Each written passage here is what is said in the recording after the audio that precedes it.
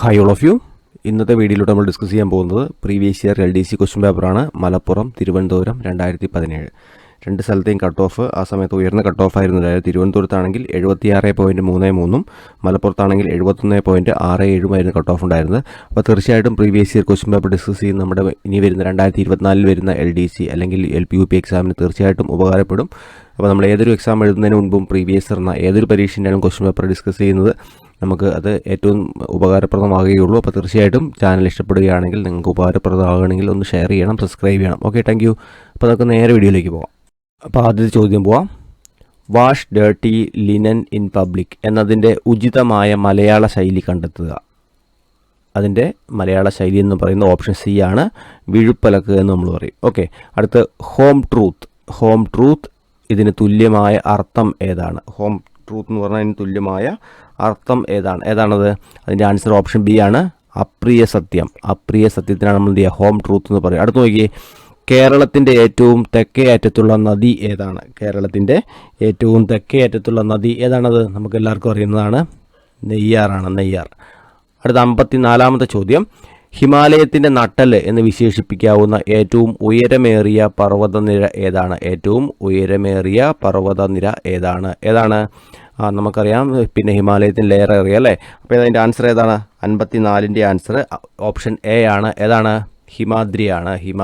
ഹിമാലയത്തിൻ്റെ നട്ടല് എന്നറിയപ്പെടുന്ന അല്ലെങ്കിൽ വിശേഷിപ്പിക്കാവുന്ന ഉയരമേറിയ പർവ്വതനിര. അടുത്ത് നോക്കൂ, ഡൽഹിയിൽ സുൽത്താൻ ഭരണകാലത്തിലെ വംശങ്ങളുടെ ശരിയായ ക്രമം ഏത്? ഇതാണ് 55ാമത്തെ ചോദ്യം. ഏതാണ് അതിൻ്റെ ആൻസർ?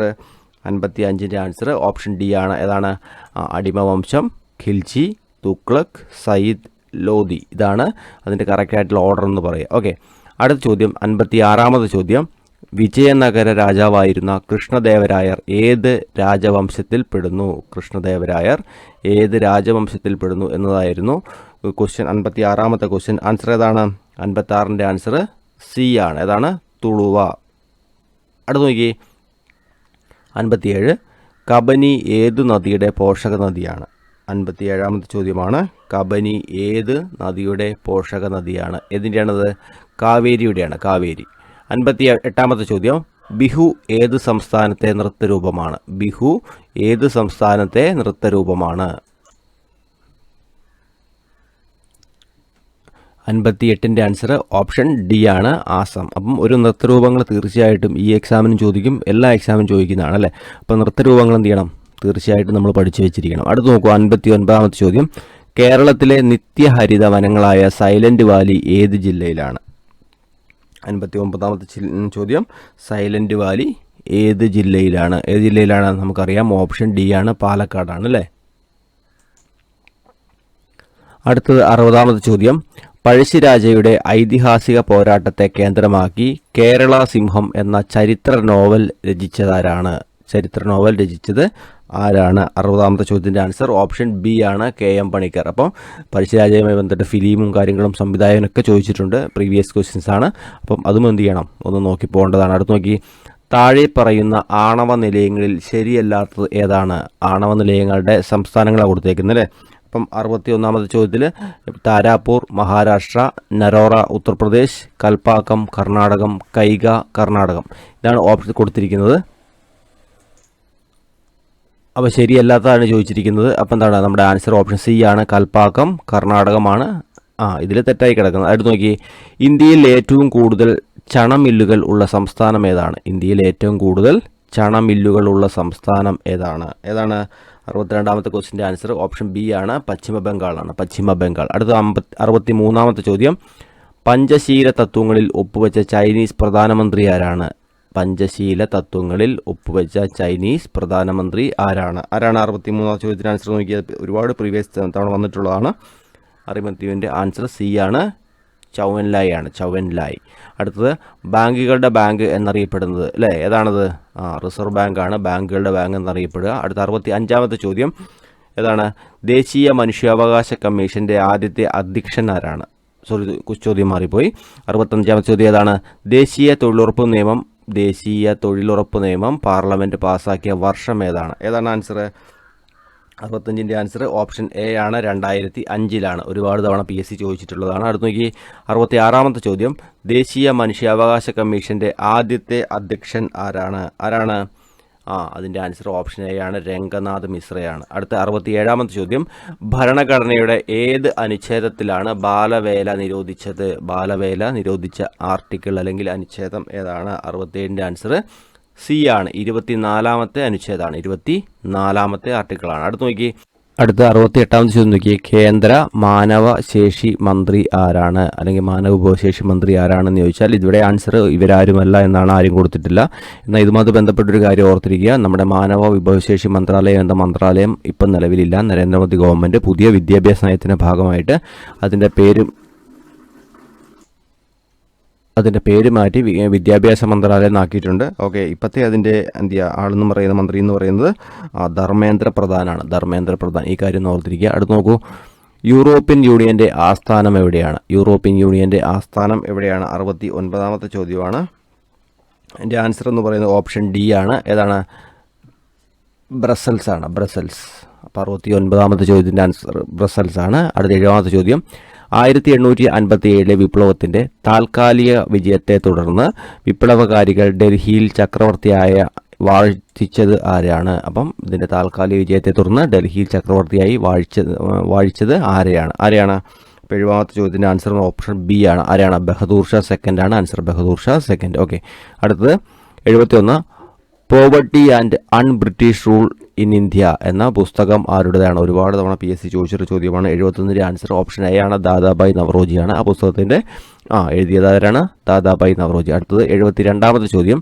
ഇന്ത്യൻ ഭരണഘടനയുടെ ആമുഖം എഴുതി തയ്യാറാക്കിയത് ആരാണ്? ഭരണഘടനയുടെ ആമുഖം എഴുതി തയ്യാറാക്കിയത് ആരാണ്? ഓപ്ഷൻ ബി ആണ്. ആരാണത്?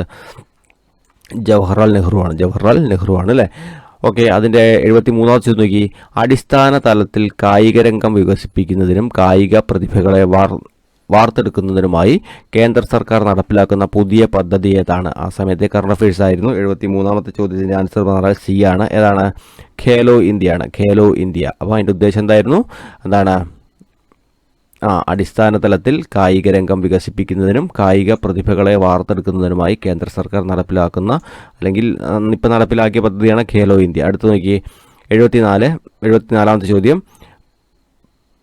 15ാമത് കേരള നിയമസഭയുടെ സ്പീക്കർ ആരായിരുന്നു? 15ാമത് കേരള നിയമസഭയുടെ സ്പീക്കർ ആരായിരുന്നു? ആ സമയത്ത് എന്ത് ചെയ്തു? ആ ക്വസ്റ്റ്യൻ ക്യാൻസൽ ചെയ്തൊരു ചോദ്യമാണ്. അപ്പം നിലവിൽ നമ്മുടെ സ്പീക്കറാണ് എൻ ഷംസീറാണ് അല്ലേ? അപ്പോൾ ആ കാര്യം ഒന്ന് ഓർത്തിരിക്കുക. അടുത്ത് നോക്കി. 75ാമത്തെ ചോദ്യം. ദേശീയ മനുഷ്യാവകാശ കമ്മീഷനിൽ അധ്യക്ഷനെ കൂടാതെ എത്ര ഔദ്യോഗിക അംഗങ്ങളുണ്ട്? ഇതാണ് 75ാമത്തെ ചോദ്യം. അതിൻ്റെ ആൻസർ ഇവിടെയുള്ളതിൽ നിലവിലെ സാഹചര്യത്തിൽ തെറ്റാണ്. നിലവിൽ എത്രയാണ്? അധ്യക്ഷൻ ഉൾപ്പെടെ നിലവിൽ 6 അംഗങ്ങളാണ് ഉള്ളത്. അപ്പോൾ അധ്യക്ഷൻ ഉൾപ്പെടെ നിലവിൽ എത്രയാണുള്ളത്? നിലവിൽ 6 അംഗങ്ങളാണ് ഉള്ളതെന്ന കാര്യം എന്ത് ചെയ്യണം? ഓർത്തിരിക്കണം. അടുത്തത് 76ാമത്തെ ചോദ്യം. ജനകീയ പദ്ധതി അല്ലെ, പീപ്പിൾസ് പ്ലാൻ എന്നറിയപ്പെടുന്ന പഞ്ചവത്സര പദ്ധതി ഏതാണ്? 76ാമത്തെ ചോദ്യത്തിൻ്റെ ആൻസർ ഓപ്ഷൻ ഡി ആണ്. ഏതാണ്? 9ാം പഞ്ചവത്സര പദ്ധതിയാണ് ജനകീയ പദ്ധതി എന്ന് അറിയപ്പെടുന്നത്. അടുത്ത ചോദ്യം. കേരളത്തിൽ അഗതികളുടെ പുനരധിവാസത്തിനായി രൂപം കൊടുത്ത സമഗ്ര വികസന പദ്ധതി ഏതാണ്? 77ാമത്തെ ചോദ്യത്തിൻ്റെ ആൻസർ എന്ന് പറയുന്നത് ഓപ്ഷൻ ബി ആണ്. ഏതാണ്? ആശ്രയ. അപ്പം കേരളത്തിലെ അഗതികളുടെ പുനരധിവാസത്തിനായിട്ട് രൂപം കൊടുത്ത സമഗ്ര പദ്ധതിയുടെ പേരാണത് ആശ്രയ. അടുത്ത 78ാമത്തെ ചോദ്യം. ഇന്ത്യയിൽ മനുഷ്യാവകാശ സംരക്ഷണ നിയമം നിലവിൽ വന്ന വർഷം ഏതാണത്? 93 ഇന്ത്യയിൽ മനുഷ്യാവകാശ സംരക്ഷണ നിയമം നിലവിൽ വന്ന വർഷം ഏതാണ്? 93. അടുത്ത ചോദ്യം. വിമോചന സമരം നടന്ന വർഷം ഏതാണ്? വിമോചന സമരം നടന്ന വർഷം എന്ന് പറയുന്നത് 71ാമത്തെ ചോദ്യമാണ്. അതിൻ്റെ ആൻസർ എന്ന് പറയുന്നത് ഓപ്ഷൻ ബി ആണ്. 1959 വിമോചന സമരം നടന്ന വർഷം. അടുത്തത് 80ാമത്തെ ചോദ്യം. കേരളത്തിലെ സുഗന്ധവ്യഞ്ജനങ്ങളുടെ കലവറ എന്നറിയപ്പെടുന്ന ജില്ല ഏതാണ്? കേരളത്തിലെ സുഗന്ധവ്യഞ്ജനങ്ങളുടെ കലവറ എന്നറിയപ്പെടുന്ന ജില്ല ഏതാണ്? അതിൻ്റെ ആൻസർ ഓപ്ഷൻ സി ആണ്, ഇടുക്കിയാണ്. അടുത്തത് 81ാമത്തെ ചോദ്യം.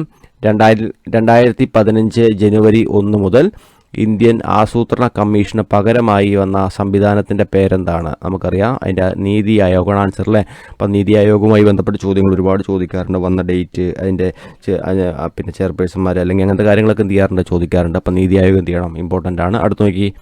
82ാമത്തെ ചോദ്യം.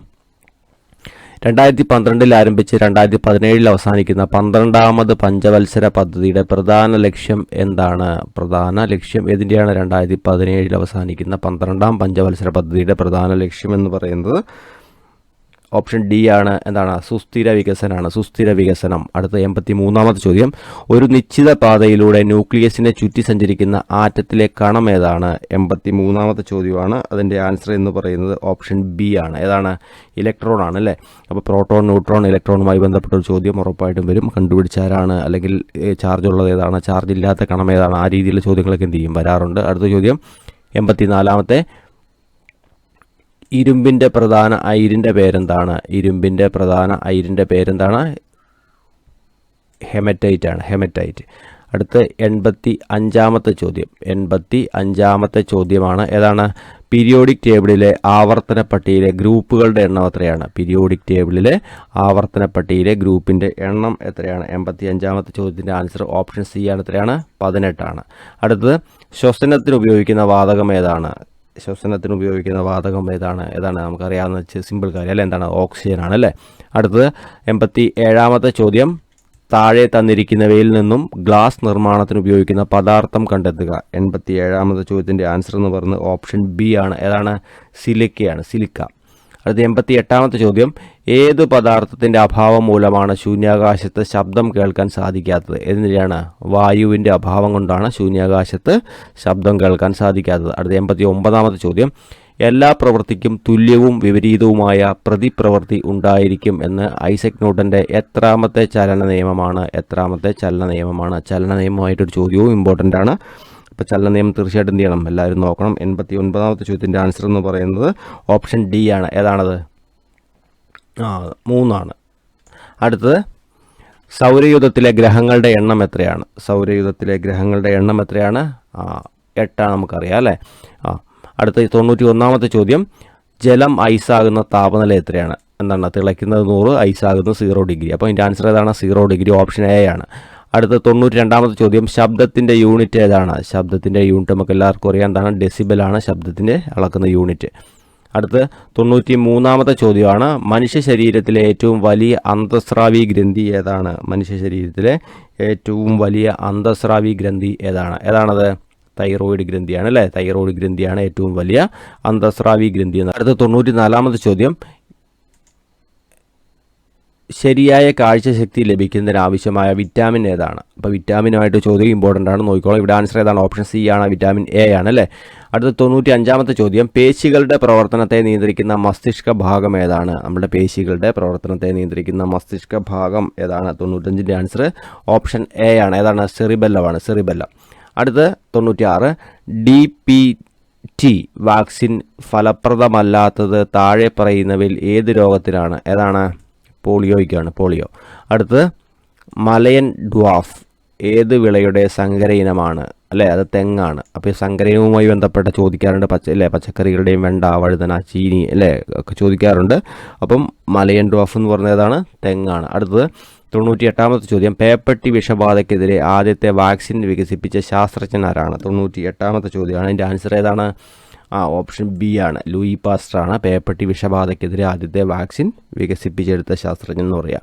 അടുത്ത 99ാമത്തെ ചോദ്യം, മനുഷ്യൻ്റെ കണ്ണിലെ ലെൻസിന് പ്രകാശം കടത്തിവിടാനുള്ള കഴിവ് നഷ്ടപ്പെടുന്നത് കൊണ്ടുണ്ടാകുന്ന രോഗം ഏതാണ്? അപ്പോൾ പ്രകാശം കടത്തിവിടാനുള്ള കഴിവ് നഷ്ടപ്പെടുന്നത് മൂലമുണ്ടാകുന്ന രോഗം ഏതാണ്? 99ൻ്റെ ആൻസർ ഓപ്ഷൻ എ ആണേത്? തിമിരം. ഓക്കെ. അടുത്ത 100ാമത്തെ ചോദ്യം. 100ാമത്തെ ചോദ്യം എന്ന് പറഞ്ഞാൽ 1977 ഗ്രീൻ ബെൽറ്റ് മൂവ്മെൻ്റ് എന്ന പരിസ്ഥിതി സംഘടന ആരംഭിച്ച വനിത ആരാണ്? അപ്പോൾ ഗ്രീൻ ബെൽറ്റ് മൂവ്മെൻ്റ് എന്ന പരിസ്ഥിതി സംഘടന ആരംഭിച്ച വനിത ആരാണ്? 100ാമത്തെ ചോദ്യത്തിന് ആൻസർ ഓപ്ഷൻ സി ആണ്. ആരാണ്? വൻഗായ് മാതായാണ്. വൻഗാരി മാതായിയാണ് ഗ്രീൻ ബെൽറ്റ് മൂവ്മെൻ്റ് എന്ന പരിസ്ഥിതി സംഘടന ആരംഭിച്ചത്. അപ്പോൾ ഇത്രയാണ് 2017 മലപ്പുറം, തിരുവനന്തപുരം ജില്ലകളിൽ വന്ന LDCയുടെ പ്രീവിയസ് ക്വസ്റ്റ്യൻസ്. ഒരു 50 ക്വസ്റ്റ്യനുണ്ട്. തീർച്ചയായിട്ടും നിങ്ങൾക്ക് എന്ത് ചെയ്യും? ഉപകാരപ്പെടുകയാണെങ്കിൽ ഒന്ന് ഷെയർ ചെയ്യണം, സബ്സ്ക്രൈബ് ചെയ്യണം, സപ്പോർട്ട് ചെയ്യണം. Okay, thank you.